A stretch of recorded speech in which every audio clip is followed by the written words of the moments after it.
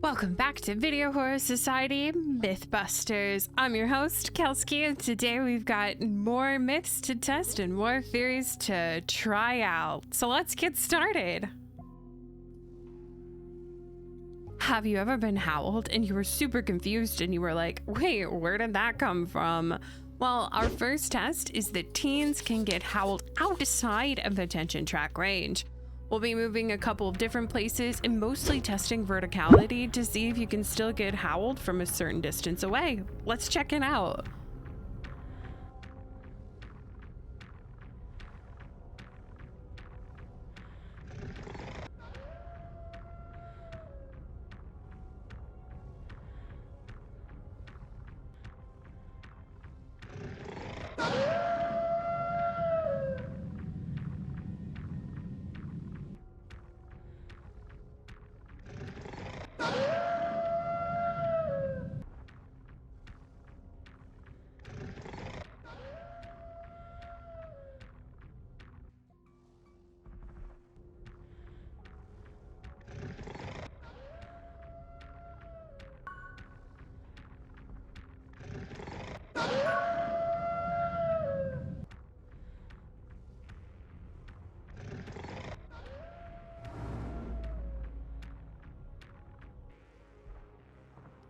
Okay, perfect.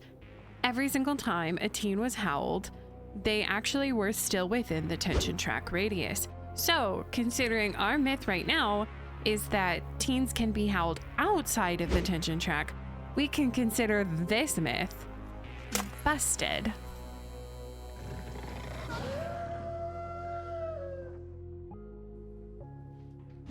Now, this myth is that you move the same exact speed if you're taking constant damage as a monster, whether you're holding W or you're holding S.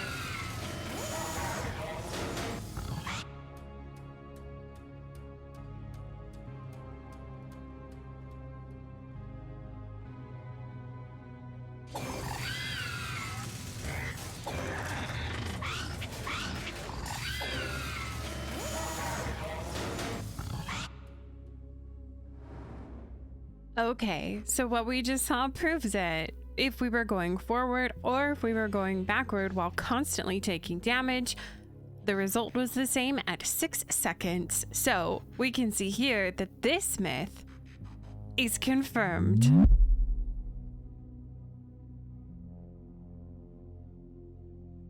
When flying an RC flyer, you can hear the footsteps of the monster tromping around, so the same must be true for when you're puppeteering the Infernal Eye, right? The myth here is that you can hear monster footsteps while in the Infernal Eye. Take a look at these two clips.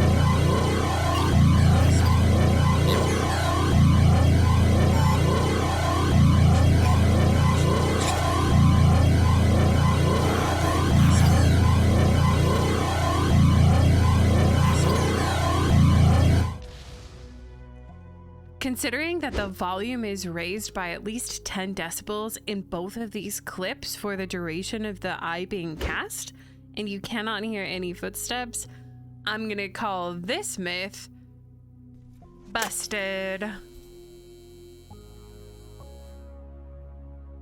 Now this one is a big myth. So I've actually split up these myths into 3 different parts. Part number 1, teens bleed out faster if they're crawling around. 2, teens bleed out faster if they're a zombie. And 3, being feasted on makes teens bleed out faster. So as you'll see coming up, we actually have the screen split into 6 equal parts, including a test for Never Say Die.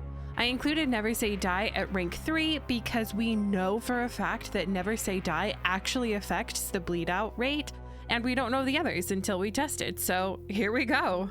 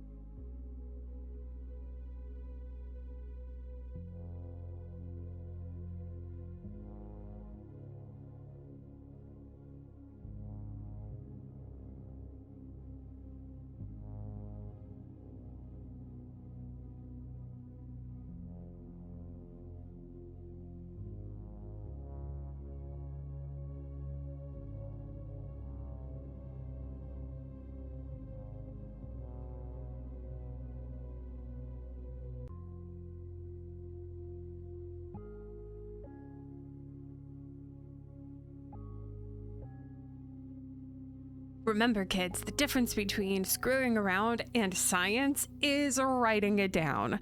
So I made sure to time each of these events from the frame that the teen portrait went from the injured state into the prone red state, all of the way until the exact frame that that portrait went dark. From the results, we see that crawling around, not crawling around, and the teen in the zombie state each took 4 minutes and 10 seconds to fully bleed out. So the myth that crawling around affects how long it takes you to bleed out is busted. It made absolutely no difference. So say that next time to the person who tells you to stop crawling around. Since the teen as the zombie also bled out in 4 minutes and 10 seconds, the myth that you bleed out faster in the zombie state is also busted.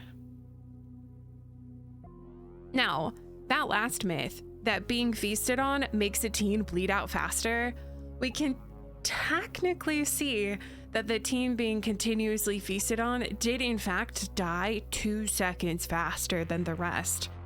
However, in a real match, a monster focusing all of its energy to immediately get a teen out of the game by feasting on them would lose them the game, and, however possible, be extremely unlikely to ever happen.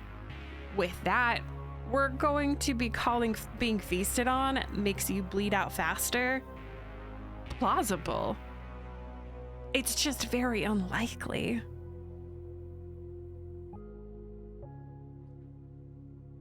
Okay, that's gonna do it for today's episode of gaslighting ourselves into believing something is correct that's it for today on Video Horror Society Mythbusters.